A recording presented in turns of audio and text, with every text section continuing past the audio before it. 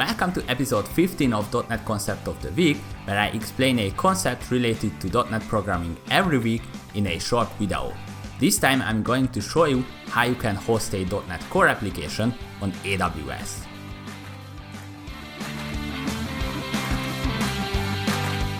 Alright, let's get started. In this video, we are going to create a .NET application that uses multiple AWS services. First, I'm going to show you the application, then I will show you a high-level architecture diagram with the AWS services and APIs that this application uses. And then I will jump into Visual Studio, where I will implement this application from scratch. First, let's take a look at the application that we are going to create. If you have watched the famous Silicon Valley HBO series, then you probably know the Not Hot Dog app. This is an app developed by a character called Jin Liang in season 4, and he basically sold his company for $15 million just because of this very innovative app. Now what he created is an app that can decide whether something on a picture is a hot dog or not. If you don't know what I'm talking about, then there is a link in the video description to the scene from Silicon Valley. Now there are already multiple clones of this app, so I didn't want to create yet another Not Hot Dog app. Plus I'm recording this from Austria and I wanted to include a traditional Austrian thing here. So let me introduce you to the world famous Austrian schnitzel. This is a typical Austrian food and I think you already know what's coming. We are going to create a schnitzel or nut app in .NET and we are going to host it on AWS. Now before we go further, let me quickly show you what the application does. I have here the iOS version of Schnitzel or Nut. This is a Xamarin iOS app which is completely written in C#. We have one button here. With this, I can select a picture from the picture library. Once the picture is selected, the app sends it to AWS and it uses the AWS Rekognition API to decide whether there is a schnitzel on the picture or not. And as you can see, the app recognized the schnitzel. Now let's choose something different. Again, the picture is sent to AWS and as you can see, the result is correct. This one is not a schnitzel and the app was able to detect that. Now let's jump to my Windows machine because there is also a universal Windows platform version of this app. This does basically the same. This time I select another picture and the UWP app does exactly what the iOS app did before. It stores the picture in an S3 bucket, then it triggers an AWS Lambda function which passes the image from S3 to AWS Rekognition and voila, it correctly recognized the schnitzel on the picture. Alright, now let's quickly take a look at the architecture of this application to understand how this works. So here are all the components that the app uses. On the client side, we have a universal Windows platform application and a Xamarin iOS application. Both of them use a .NET standard library which contains the client-side logic. It basically talks to S3 and Lambda through the AWS SDK. Let's first talk about S3. S3 or Simple Storage Service is basically a storage service within AWS and we simply use it as a file storage. The .NET Standard library simply reads the image from a device and it sends the image to S3 with the S3 AWS SDK, which is basically a NuGet package. The next component is an AWS Lambda function. AWS Lambda is a super cool serverless service where you can host your code and pay based on execution time. So if your Lambda is, for example, idle, then you don't have to pay anything. You can host Node.js, Python, Java, Go, or actually anything because these functions are binary environments. So if you bring your own binary, then you can execute it in a Lambda. And last but not least, it has native support for C# on .NET Core. And this is exactly what I use in my app. So I have a simple .NET Core app that I host on Lambda. This Lambda function is triggered by the .NET Standard library that I host directly in the iOS and the Universal Windows Platform app. Now this Lambda uses another service called Amazon Rekognition. With Amazon Rekognition, we can basically do image processing. We simply send an image to Rekognition and it is able to detect objects on the image. So my .NET Core Lambda function takes an image from S3, puts it to Amazon Rekognition, and it gets back a list of labels that basically describe the image. My Lambda simply checks if schnitzel is in the list, and if it is, then it returns true, otherwise it returns false.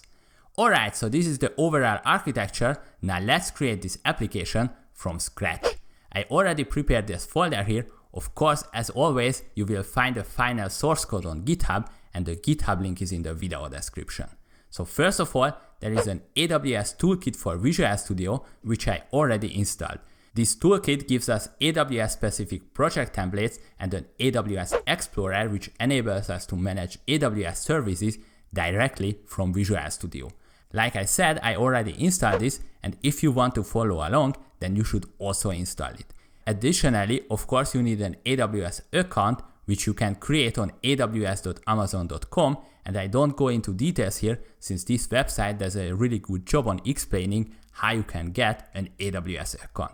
So let's go back to Visual Studio. We are going to start with the Lambda function. For this, I create a new project, and since I already installed the AWS toolkit for Visual Studio, I have an AWS Lambda category here. If you don't have this category, then make sure you properly installed the AWS toolkit. We have two types of templates here. An AWS Lambda project is just a simple .NET Core application, so in this case, the ASP.NET Core packages are not referenced. An AWS serverless application deploys a complete application, it references ASP.NET Core, and it also configures an API gateway so you can connect to the applications through the internet with HTTP. Additionally, we have both templates with and without an additional test project, so these with tests also create an additional XUnit test project. Since we don't need a complete web app here, I simply go with an AWS Lambda project. Now these blueprints are super useful. For example, by selecting the detect image label blueprint, you will have a Lambda function that is already connected to the Rekognition API, but let's go with an empty function here and do everything from scratch. So we have here a .NET Core application which references a few AWS NuGet packages. This function handler method is basically the method that we run when our Lambda is triggered. There are lots of ways to trigger a Lambda. For example, it can be a change in a DynamoDB database, or S3 can also trigger a Lambda when someone uploads a file, and of course, a Lambda can be also triggered by the Lambda C# client API, and this is exactly how we are going to trigger this method from our C# client.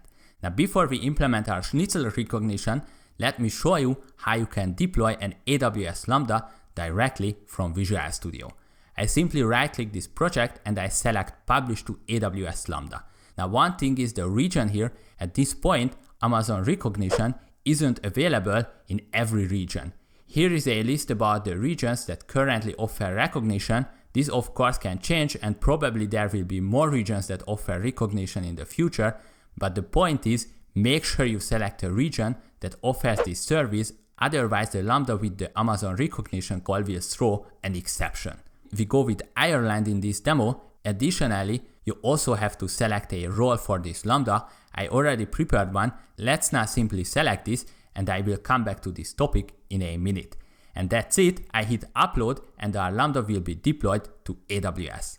Now a very cool thing is that we can directly test our Lambda here.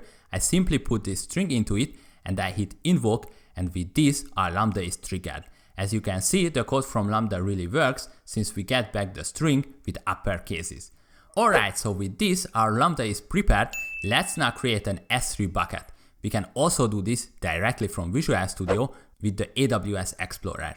Of course, we could also do this through the AWS console, but I prefer doing things directly from the IDE when it's possible. Now, a small thing I would like to point out here is that the region Ireland is selected right now, so everything I create here will be created in this region. We can switch regions with this dropdown, but since I do everything in the Ireland region, I leave it as it is. So I click Amazon S3 and I select Create Bucket. I simply enter a bucket name and hit OK, and that's it. Now I would like to test our Lambda without writing any client code. For this, I upload a few prepared images to S3. We can simply do this with drag and drop, and I think this is extremely cool. So with this, our S3 bucket is also created, so that part is also covered. Now let's implement the Lambda method, because currently it only does string.toUpper, which is not what we want. I go back to our Lambda project, and first I add the AWS SDK.Rekognition NuGet package. With this, we will be able to use the Rekognition API directly from C#. That's done. Now let's write code and let's implement the schnitzel recognition logic. For this, the first thing we need is the Amazon Rekognition client. This lives in the Amazon Rekognition client namespace, which comes from the NuGet package that we just installed. We will also use the await keyword within this method, so let's change the return type accordingly. The next step is to call the detect labels async method on the Rekognition client. We pass a detect labels request and set the image property on this detect label to the image from our S3 bucket. For this, we use the S3 object class and point it to the S3 bucket that we created before and set the file name to the string that the user passes to this Lambda function. Since this is an async method, I use the await keyword here and then save the result into a local variable. This local variable contains all the labels that Amazon Rekognition found on the image, and we can simply for each through this list. Now there are two important properties on each label.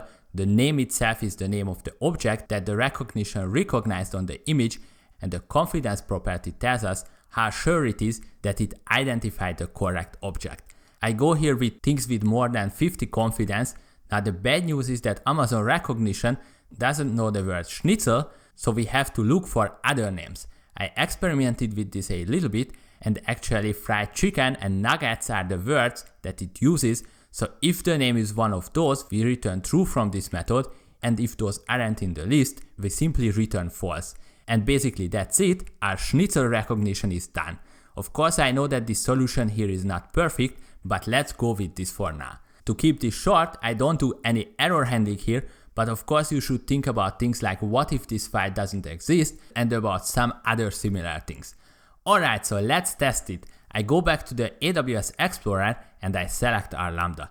This is the first image I uploaded to S3, so I simply pass the file name to our Lambda. It takes a little while, and as you can see, it says that it is not a schnitzel, which is correct. Now let's try it with the other image. It works. Now when we publish our Lambda, I told you that I already prepared a role with the necessary permissions to S3 and Rekognition. Permissions and roles is a huge topic, but let me show you what you need if you want to run code in Lambda that accesses S3 and Rekognition. This here is the AWS Identity and Access Management, and here are my roles. Our Lambda runs under this role. The Amazon S3 full access enables us to use S3, and you can add it by clicking to attach policies here and by selecting it from this long list. The next one is also from this attach policies list, and as the name suggests, it gives us access to every Rekognition function. The third one is an inline policy, and here is the JSON definition for it. You can add this by clicking this add inline policy button and by entering the JSON that I just showed you a second ago. Alright, now let's see what we have at this point. We have our Lambda, our S3, and we also utilize the Amazon Rekognition service. Now let's go back to Visual Studio and let's create a client for this Lambda function.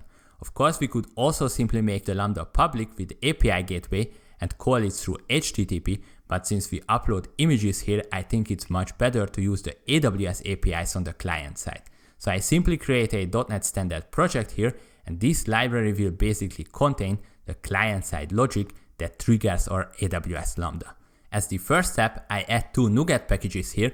The first one is the AWS SDK.lambda package. This one contains the lambda.NET client, so with this we can call our Lambda directly from C#. The second one is the AWS SDK S3 package, which is the .NET client-side library for S3, and with this we can upload and download images from S3 and in general interact with S3 in C#. Alright, so let's rename this file to Schnitzel Detector and let's implement our client-side logic here. I add an isSchnitzel method that gets a file name and the path to the file on the disk. Now in order to access AWS services, we need two things, an access key and a secret key. We pass those to our class through the constructor. Alright, now the first thing the client side does is that it uploads the image to S3. For this, I create another method. So this upload to S3 will take care about the things around S3. We need an Amazon S3 client here, and to be able to access our S3 bucket, we have to pass our access key and secret key to it, and additionally, I also select the region of our bucket here. The next step is to create a put object request. This basically encapsulates all the information that we need when we want to put something into S3.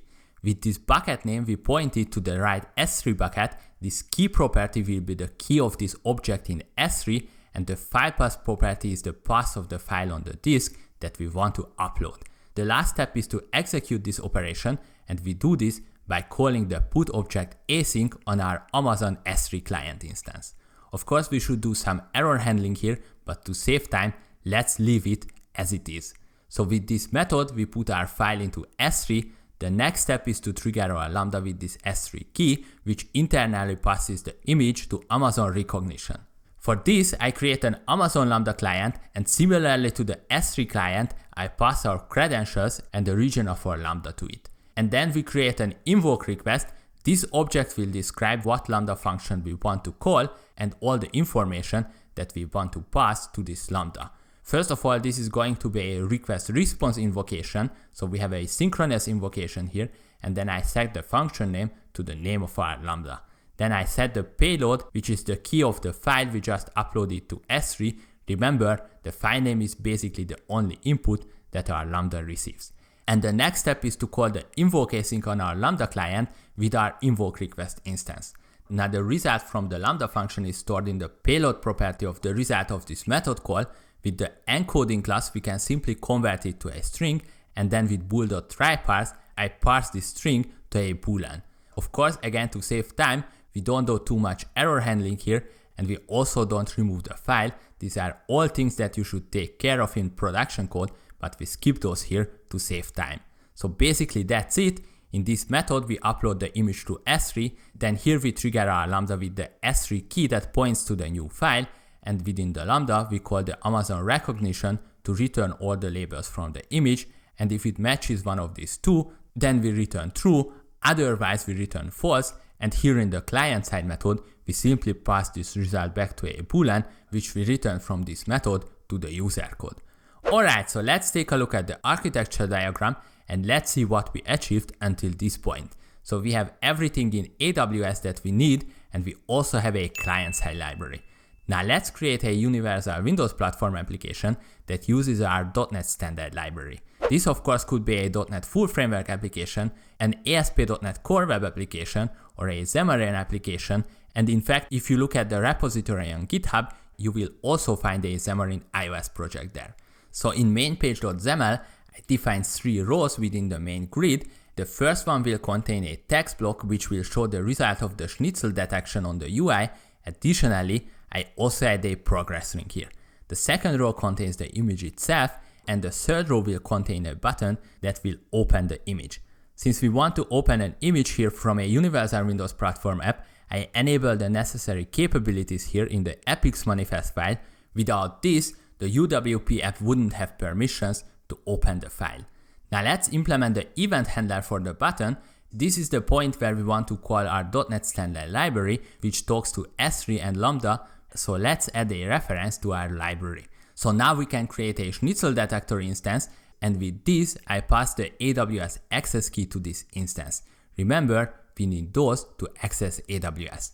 Now let me show you how you can get an access key. Now security credentials in itself could again easily fill up multiple videos, so what I show here is fine for testing, but it's definitely not the way how you should generate access keys for production code. So on the AWS Management Console, you can go to My Security Credentials, and then here you can create an access key. I will remove this so you won't be able to use the access key that you see here on the screen. Now the problem with this approach is that everyone who has this access key has also access to all your AWS services. And in fact, if you use this as a string in a .NET DLL, then everyone who has access to the .NET DLL can easily open the DLL with dnspy or ILDASM and see the strings from the assembly. So with this, you can experiment, but don't use the keys that you get here for production code. So we can already call the isSchnitzel method, but the only problem is that at this point the user doesn't have an option to select a file.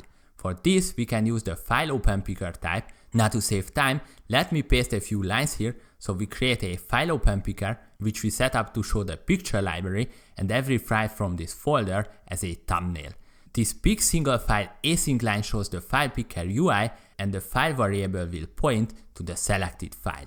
Then within this using block, we set the selected picture as the source of the image UI control that we just defined in XAML. So with this, users will see the picture that they selected.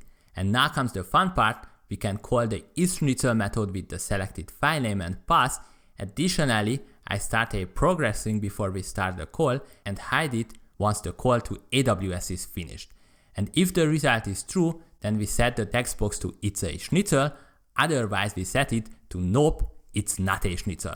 And basically that's it, so let's try this out. I select this one, we start the call, so the progress string shows up, and here is the result, which seems to be correct. Now let's select another file, same story here, the progress string shows up, and here we have the result. As you can see, this really works. Of course, in production code, you need some error handling here, and the UI is also not production ready, but I think you already get the point here. Alright, so this was AWS with .NET and .NET Core. We saw how you can deploy .NET Core applications to AWS Lambda. We also saw how we can interact with S3 from C#, plus we saw how we can use Amazon Rekognition from .NET. As always, you find the link to the source code in the description. If you like the video, please hit the thumbs up button and subscribe to the channel. Thanks for watching, and next week I will explain another .NET concept.